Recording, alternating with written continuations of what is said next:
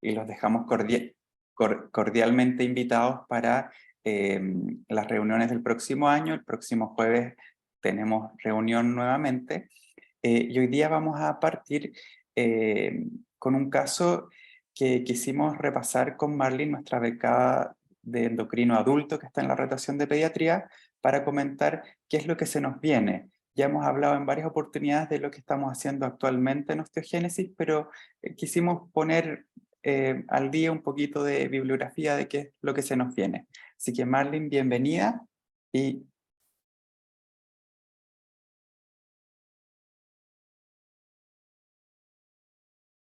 ¿Me escuchan? Sí, Marlene, dale. Sí, ya, perfecto. Bueno, muy buenas tardes, muchas gracias por la presentación. Les vamos a presentar primero este caso clínico, que es un niño de 1 año y 10 meses que fue derivado a la evaluación por endocrinología por una sospecha de displasia esquelética. Esta sospecha de displasia esquelética se hizo inicialmente por una ecografía antenatal a las 22 semanas que mostraba que este paciente presentaba acortamiento de huesos largos y fémures curvos.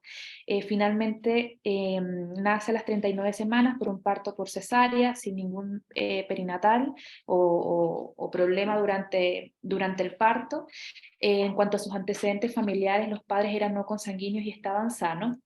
Pero a los 3 días de vida, este niño presenta 3 episodios de cianosis peribucal y finalmente una apnea grave que motivó que este paciente ingresara a hospitalización en UCI. Y durante esta evaluación por esta sospecha de displasia esquelética y este ingreso a la unidad de cuidados intensivos, solicitaron la evaluación por el equipo de endocrinología. Y el examen físico, el paciente que estaba invadido, pero se veía que tenía una apertura palpebral pequeña y en cuanto a las extremidades no se observaban deformaciones importantes, sino fémures algo más cortos. Eso era lo que como que destacaba el examen físico. A este paciente durante la primera evaluación se le hicieron muchos exámenes: ecografía encefálica, radiografía de tórax, electroencefalograma, ecocardiograma, una resonancia de cerebro y una videodeglución, que todo estaba sin hallazgos de anormalidad. Y este fue su primer panel en cuanto a la esfera ósea, con un calcio iónico que estaba en 5,7, albúmina en 3,6, PTH en 24, un fósforo en 5,8 y vitamina D en 23. O sea, todo estaba dentro del rango de normalidad, y una TSH que también estaba en rango normal. Esta fue una serie esquelética que se solicitó durante ese ingreso, en donde se le hicieron radiografías de columna, huesos largos, pelvis, y lo que destacaba era en los huesos largos de extremidades inferiores discreta incurvación medial de ambos radios.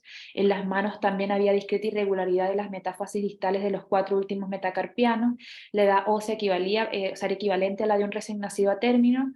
En la pelvis había irregularidad y ensanchamiento de las metáfasis proximal de ambos fémures asociado a una coxa vara bilateral. También había algún grado de incurvación menor en ambas tibias, con un engrosamiento perióstico en el aspecto medial del tercio medio de las diáfisis respectivas de tibias, y en las radiografías de ambos pies calcáneo valgo bilateral. Entonces, con estos hallazgos iniciales y en conjunto con la evaluación del equipo de genética, por esta curvatura congénita de huesos largos y por este compromiso respiratorio agudo que había requerido UCI, se pensó inicialmente en una displasia de Stuth-Weidemann y se solicitó un estudio genético ampliado. Y finalmente, cuando llega el estudio genético, se confirma que había una variante heterocigota patogénica en el gen COL1A2, que se ha descrito previamente en pacientes con osteogénesis imperfecta. Entonces, finalmente el diagnóstico fue una osteogénesis imperfecta, tipo 1, y este paciente a los 2 meses de vida presenta su primera fractura, una fractura de fémur, en la que se indicó inmovilización, y además se hospitalizó, donde requirió manejo más activo quirúrgico, y su densitometría inicial, en donde destacaba en L2, L4 un Z-score de -4,5. Entonces, ante esta fractura, se decidió iniciar tratamiento para este paciente, basándose en el protocolo de Montreal, en donde vemos que generalmente se hace una evaluación clínica, y si este paciente tiene fragilidad ósea moderada o severa, en este caso tenía esta fractura de fémur temprana, a los 2 meses se inició tratamiento con bifosfonato. y lo que se describe es que en algunos pacientes menores de 2 años la frecuencia de la administración de los bifosfonatos pudiese ser incluso antes de los 6 meses, y en este caso el paciente recibía la dosis cada 4 meses.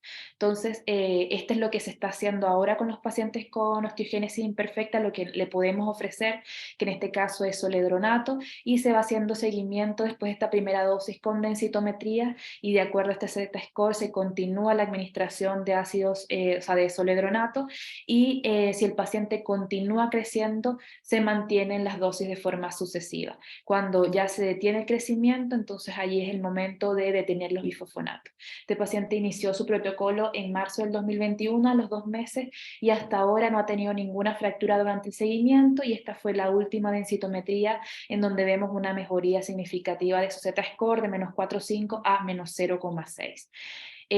Para finalizar el caso, finalmente es la fractura de fémur, que ya vemos que está consolidada y que ha tenido una respuesta bastante favorable durante el seguimiento.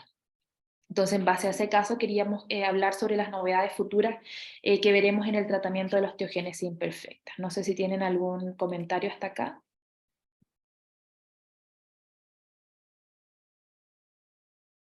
Este es un caso inusual porque nosotros obtuvimos el resultado genético antes de que el niño se manifestara clínicamente.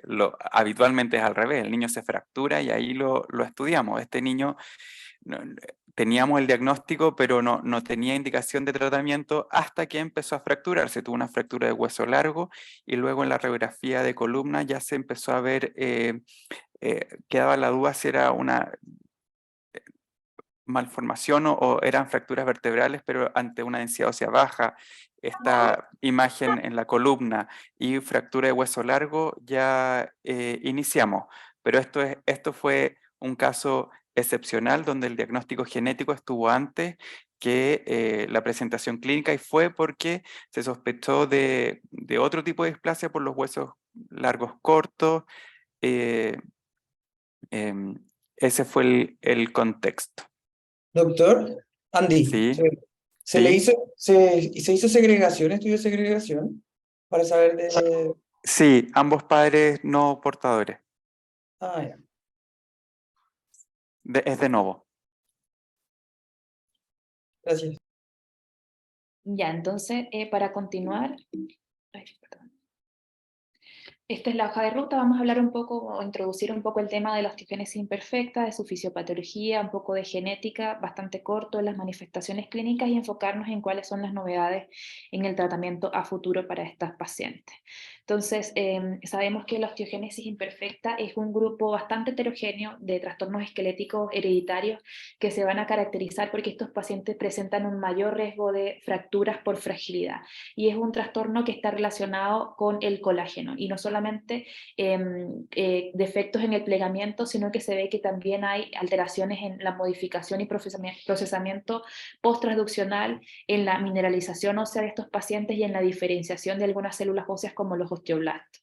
80% de los pacientes que presentan osteogénesis imperfectas tienen mutaciones en los genes COL1A1 y COL1A2, y son genes que generalmente son por mutación, o sea, las alteraciones son por mutaciones autosómicas dominantes que van a modificar las cadenas alfa 1 y alfa 2 del colágeno tipo 1. En cuanto a su epidemiología, va a ocurrir en 1 de cada 15.000 a 20.000 nacimientos, y la incidencia de la osteogénesis imperfecta tipo 1 va a oscilar entre 2 a 4 en 100.000 nacidos vivos, y la tipo 2 entre 1 de cada 40.000 y 1,4 de cada 100.000 nacidos vivos. Entonces, en cuanto a la incidencia de las formas un poco más graves y moderadas, se desconoce la incidencia exacta, aunque se describe que es muchísimo menor a la osteogénesis imperfecta tipo 1, que es una forma más leve.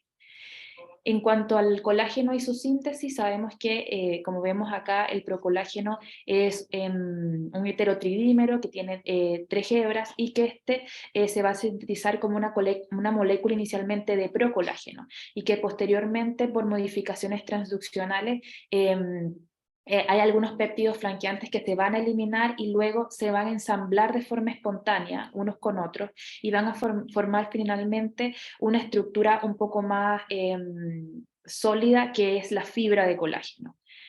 Cuando ocurre un defecto en esta formación del colágeno por esta haploinsuficiencia que ocurre en el gen COL1A1 y COL1A2, entonces vemos que esta hélice de colágeno o sea, esta triple hélice de colágeno no se forma de forma apropiada, y los defectos estructurales que ocurren más comúnmente son del colágeno tipo 1 y son las sustituciones de uno de los aminoácidos principales, que es la glicina. Entonces esta sustitución de glicina es la que hace que la triple hélice no se forme de forma apropiada. Y mucho menos frecuente es que las mutaciones ocurran a nivel de esta estructura, que es el C-propéptido terminal. Generalmente las manifestaciones o los daños estructurales más comunes ocurren en el dominio helicoidal de la cadena alfa. Pero se ha visto con el avance en las investigaciones que no solamente ocurren mutaciones en los genes COL1A1 y COL1A2, sino que la osteogénesis imperfecta, hay muchos síndromes relacionados, y hay defectos que pueden ser defectos post-transduccionales del colágeno, pueden ser defectos del plegado y de la reticulación del colágeno, en donde se ven involucrados el BMP1 y TGF-beta, defectos en la osificación y mineralización, donde destaca el SERPIN F1, y defectos también en el desarrollo de los osteoblastos, donde destacan defectos en el gen del Wnt1. Entonces vemos que cada vez, a medida que avanza la investigación y la genética y el estudio de la osteogénesis imperfecta, tenemos más genes involucrados. En cuanto a la genética, las mutaciones de osteogénesis imperfecta se pueden dividir en dos categorías. Como mencioné inicialmente, pueden haber defectos cuantitativos, que es cuando hay una haploinsuficiencia del gen, y esto lleva a que se produzca parte de un colágeno que va a estar conservado en su estructura y parte de un colágeno defectuoso, y generalmente se habla que es más o menos un 50-50%. Y generalmente cuando hay estos defectos cuantitativos o de haploinsuficiencia, puede que las alteraciones o las manifestaciones clínicas de la enfermedad sean mucho más leves, porque aún hay cierta parte del colágeno que es funcional. Sin embargo, hay mutaciones que van a afectar la estructura cuando hay estos reemplazos de glicina por otro aminoácido, y que hacen que la estructura del colágeno sea mucho más anormal, y esto hace que efectivamente la mineralización ósea sea mucho más defectuosa. Esto es para ilustrarles la clasificación actual de la osteogénesis imperfecta. Sabemos que hay una clasificación tradicional, que es la descrita inicialmente, que eran 4 tipos de osteogénesis imperfecta, y que esta clasificación era más que todo por las manifestaciones clínicas que estos pacientes presentaban, conociendo la osteogénesis imperfecta tipo 1 como la leve, la 3 la severa, la 4 la moderada, y la 2 que es la muy muy grave, y que por lo general son pacientes que mueren 2 o 3 meses posterior al nacimiento. En el último tiempo también se ha identificado una última con ciertas características clínicas particulares, que es las alteraciones en este gen, el IFITM5, en donde los pacientes presentan callos de fractura que son mucho más importantes, y esto es lo que caracteriza a estos pacientes. Pero lo que queremos ilustrar acá es que con los avances en la investigación ya vamos por 20 al menos tipos de osteogénesis imperfecta descritas, en donde vemos que hay múltiples genes involucrados, y que no solamente son los genes asociados al colágeno. Y esto es importante recordarlo, porque finalmente el tratamiento de la osteogénesis imperfecta se plantea que en el futuro va a ser cada vez más específico y dirigido a la alteración genética que este paciente presente. Entonces probablemente no va a haber una terapia universal que le calce a todos los pacientes, sino que esta terapia va a ser más individualizada dependiendo de la alteración genética y de las manifestaciones clínicas que los pacientes con osteogénesis presenten. En cuanto al tratamiento, bueno, esto lo sabemos, la idea de dar tratamiento a estos pacientes, en vista de que es una patología bastante incapacitante, es reducir al máximo la incidencia de fracturas, tratar de que estos pacientes no se fracturan, y en ese sentido tratar de también, si no se fracturan, evitar las deformidades y optimizar también la talla de los pacientes. Esto con el fin de mejorar la movilidad, mantener la autonomía de estos pacientes, también tratar tratar de que si hay fracturas se tengan un adecuado tratamiento del dolor óseo, detectar también las manifestaciones extraesqueléticas y tratar estas manifestaciones porque no solamente son en el área, en el esqueleto, y también evitar los efectos adversos del tratamiento farmacológico. Y todo esto se logra a través de un equipo multidisciplinario que no solamente incluye médicos expertos en esta patología, sino también otros profesionales involucrados como kinesiólogos, personas que sean expertas en manejo del dolor crónico, cirujanos expertos en esta patología y por supuesto la terapia farmacológica. En cuanto a la terapia farmacológica, que es de las cosas que nos queremos centrarnos en esta presentación, sabemos, como les mencioné actualmente, que lo que les ofrecemos a los pacientes es terapia con bifosfonato. Ahora se están haciendo algunas investigaciones en niños para el uso del denosumab, que es un inhibidor del RAN ligando. En adultos también se han hecho terapias con teriparatide, sin embargo en niños no hay estudios por este riesgo o esta alerta de osteosarcomas, entonces la verdad es que es muy poco probable que se hagan estudios clínicos o ensayos clínicos con teriparatide en niños. También tenemos ahora anticuerpos antiesclerostina, que también los vamos a hablar más adelante, y otras terapias prometedoras como los inhibidores de TGF-beta. Entonces el tratamiento actual generalmente son bifosfonatos. Entre los inhibidores de esclerostina en adultos pudiese usarse romosozumab. Todavía no tenemos esta terapia disponible en niños. Y en cuanto al tratamiento, se había postulado en algún momento que la hormona del crecimiento podía tener un impacto en estos pacientes, sin embargo se ha visto con el tiempo que no, o al menos no para prevención de fractura, y en adultos el uso de la paratormona, no así en niños.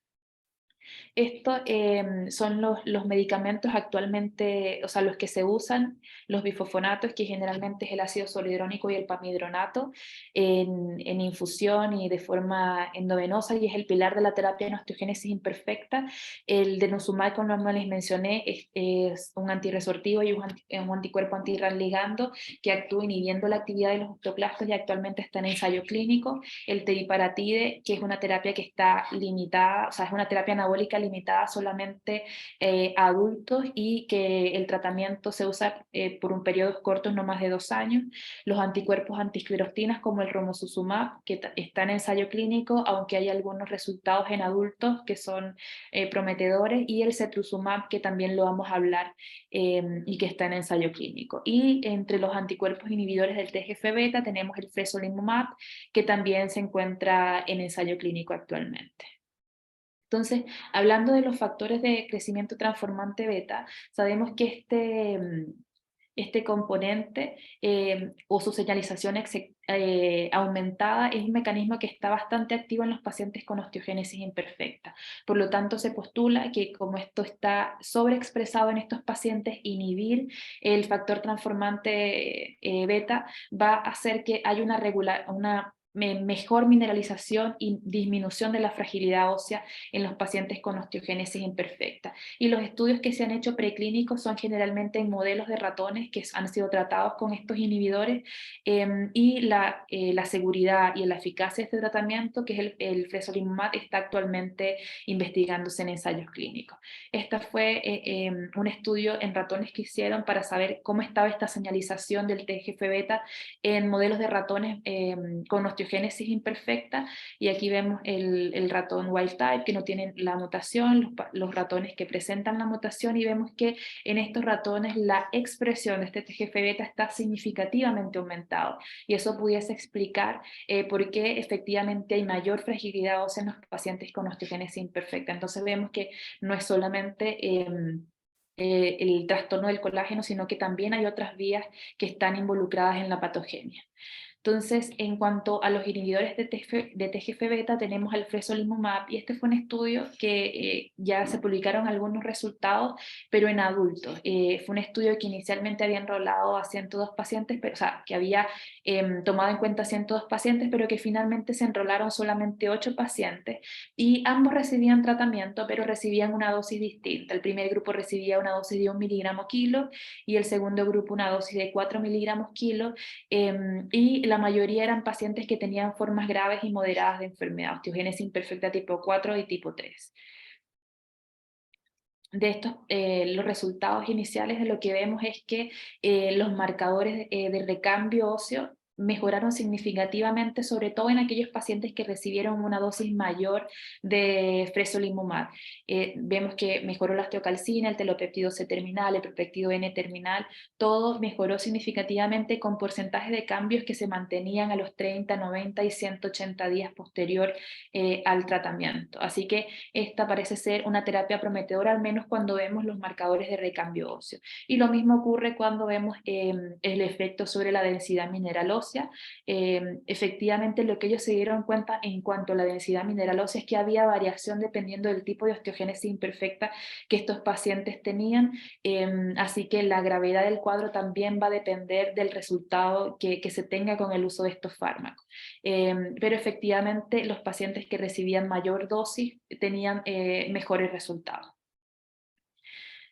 Por otra parte, tenemos a los anticuerpos inhibidores de la esclerostina, que como les mencioné inicialmente, el más usado es el romosozumab, que no está aprobado para niños, y sabemos que la esclerostina es un inhibidor conocido de la vía de señalización de Wnt y que participa en la fisiopatología de la osteogénesis, y que cuando desactivamos esta vía podemos promover la formación de hueso, entonces por eso son terapias anabólicas. O sea, van a mejorar muchísimo la densidad mineral ósea.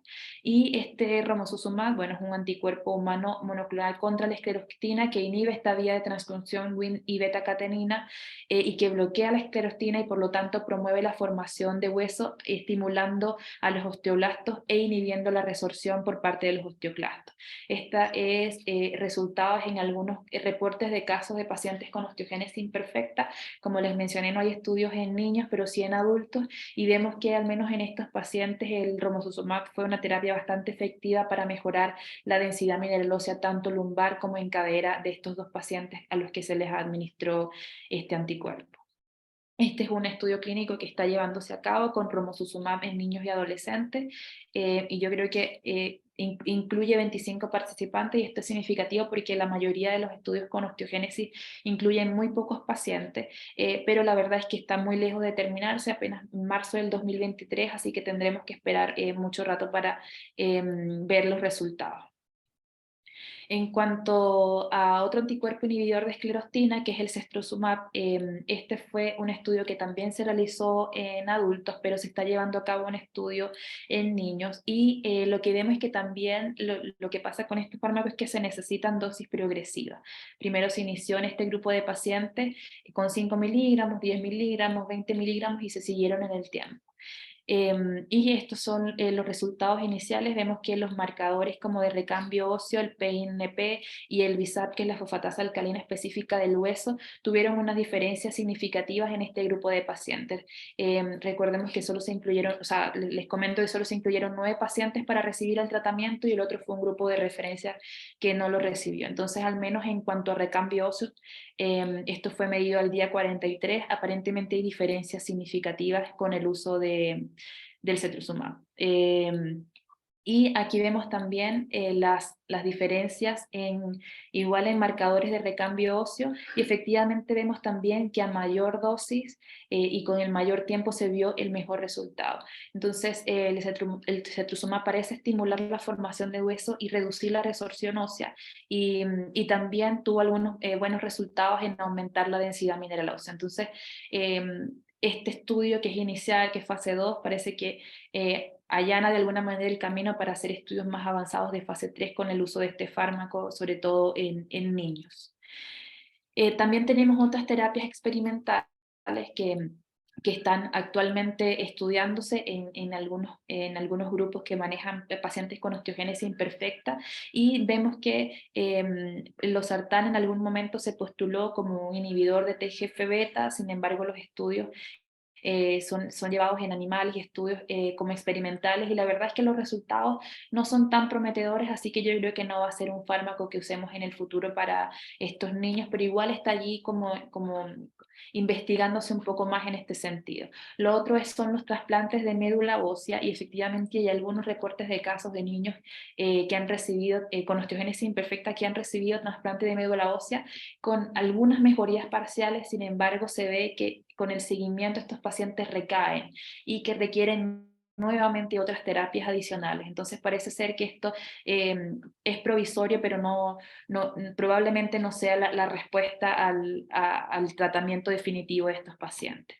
Lo otro que se está haciendo en estudios animales es el uso de células como pluripotenciales que tienen la capacidad de diferenciarse en osteoblastos, osteocistos y condrocitos, y esto pudiese ser una terapia prometedora, como vamos a ver más adelante.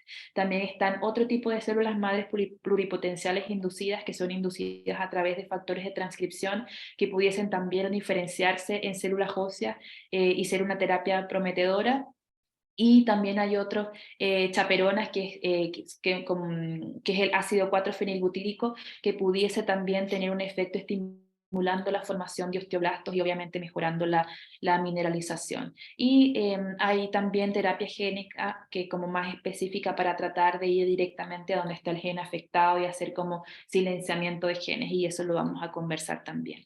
En cuanto a la terapia celular, la que más como que resulta más prometedora es el uso de células madres mesenquimales, y esto se ha usado no solamente para osteogénesis imperfecta, sino también para otras patologías, y vemos que estas células mesenquimales pueden ser aisladas de diversos tejidos, del tejido hepático, del músculo, de la piel, del cartílago, del hueso, y que estas células, una vez que son como inducidas a diferenciarse, pueden diferenciarse en células óseas. Entonces esto es como lo prometedor, que se diferencien y que puedan ir directamente al tejido óseo y remineralizar lo que está afectado.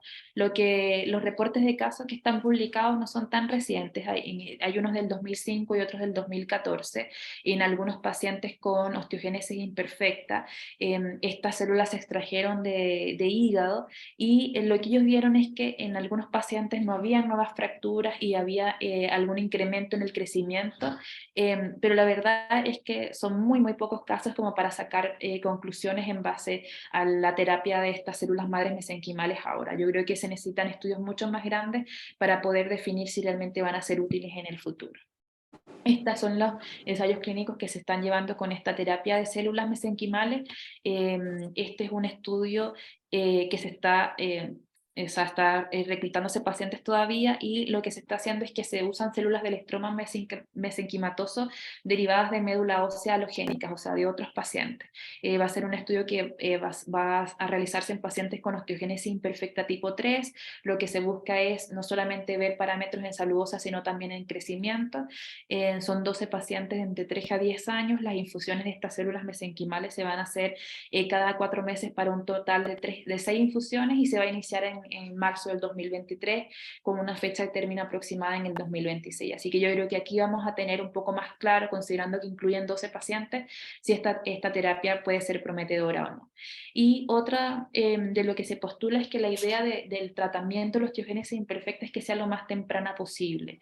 Y en este caso, este estudio busca dar estas mismas células o terapias con células mesenquimales, pero antes del nacimiento, que es el BUS-B4. Es un ensayo europeo que va a investigar el trasplante de estas células mesenquimales en las formas graves de osteogénesis imperfecta, en las formas tipo 3 y tipo 4, y va a incluir 3 grupos. Un grupo al que se le van a dar todas las dosis de forma postnatal, y un grupo en que se van a dar una dosis prenatal y 3 dosis postnatales. Y esto se va a comparar con algunos controles históricos y prospectivos que se tienen en su base de datos. Y van a ser 15 pacientes por cada grupo. Así que también esto nos va a ayudar a saber si la terapia con células mesenquimales va a ser beneficiosa antes del nacimiento, y si pudiese tener algún resultado después en el seguimiento de estos pacientes, o si solamente es útil darla después del nacimiento y no es necesario dar una terapia previa. Esto yo creo que es lo que están también investigando de forma como más específica, y es que como ¿No? la osteogénesis imperfecta tiene varios mecanismos. Ya, están muchas gracias, se tratando de ver- pasó. Ay, creo que hay alguien con... Ya, como hay varios mecanismos involucrados, entonces la idea es atacar varios lugares, y en este sentido la idea de este estudio fue dar células mesenquimales y ver si esto tenía algún efecto en el TGF-beta.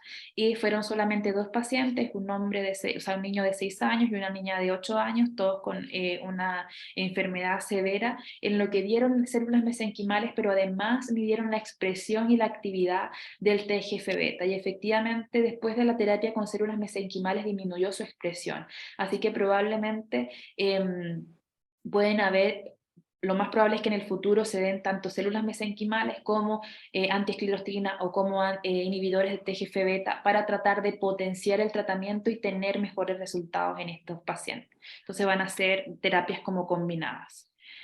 En cuanto a la terapia génica en osteogénesis imperfecta, los investigadores se preguntan si esto va a ser el mejor tratamiento.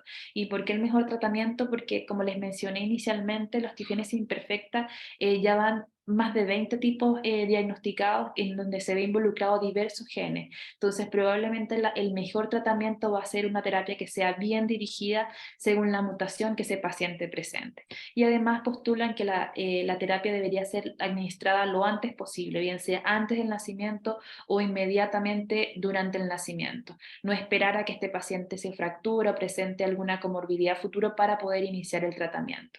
Y que esta terapia génica vaya directamente a reparar el defecto genético específico que este paciente tenga para poder lograr que tenga una matriz ósea normal. Y esto lo que están buscando es hacerlo a través del silenciamiento o inactivando este gen mutado. Sin embargo, como mencioné, debido a que la osteogénesis imperfecta hay tantos genes involucrados, la verdad es que no parece ser posible que haya una molécula silenciadora específica, universal para todos los tipos de osteogénesis imperfecta, y probablemente se van a necesitar como diversos silenciadores de acuerdo a la gravedad y al gen mutado que tenga ese paciente.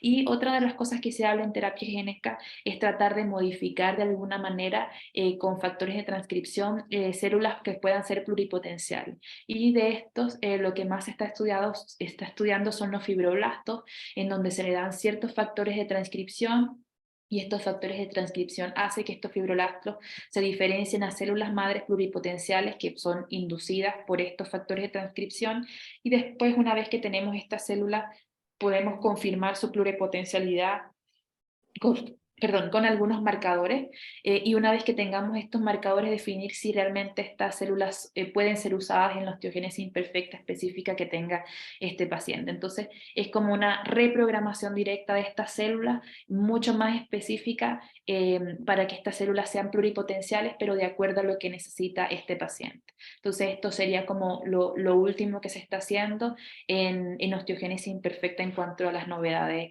futuras. Y bueno, para concluir, vemos que los descubrimientos recientes en osteogénesis imperfecta han ampliado mucho nuestro conocimiento sobre esta enfermedad, sobre su historia natural y sobre el manejo clínico, que efectivamente el 80% de estos pacientes tienen mutaciones diferentes patogénicas en colon A1 y colon A2, pero que hay un subgrupo de pacientes que tienen otras mutaciones que no están relacionadas, y que en la actualidad, con la disponibilidad de esta secuenciación del exoma y los avances en el metabolismo óseo, se ofrece la posibilidad de identificar específicamente cuál es el gen causante, y esto puede ilustrarnos de alguna manera en cómo va a ser la terapéutica en estos pacientes a futuro. Entonces hay un gran progreso en la definición de la genética molecular subyacente a la osteogénesis imperfecta, y esto ha llevado a que identifiquemos nuevas dianas terapéuticas y se desarrollen nuevos ensayos clínicos para darle a estos pacientes el tratamiento más específico posible para mejorar su calidad de vida. Muchas gracias. Muchas gracias, Marlene. No sé si hay alguna pregunta del auditorio.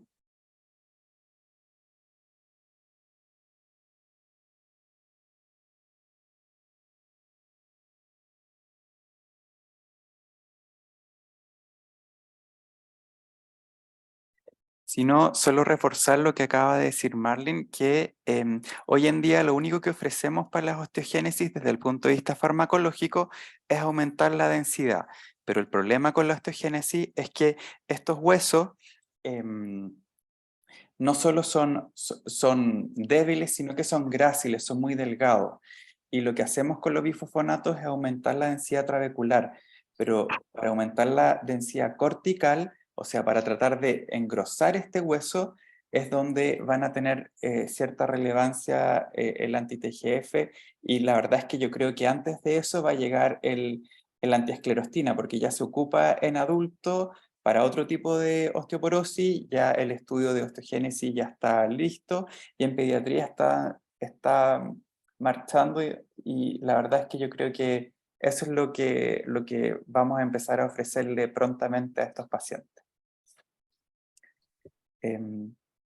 Si no hay más preguntas o comentarios del público, Gracias los por dejamos. conectarse a todos. Gracias por conectarse a esta última presentación, y los dejamos cordialmente invitados para el próximo jueves, donde va a presentar la doctora Jara. Si me recuerdan el tema. Inducción puberal en niños, doctor. Inducción puberal en niños para el próximo jueves. Así que muchísimas gracias a todos y nos vemos el próximo jueves. Que tengan un feliz fin de año. Gracias, Nos hasta vemos. luego.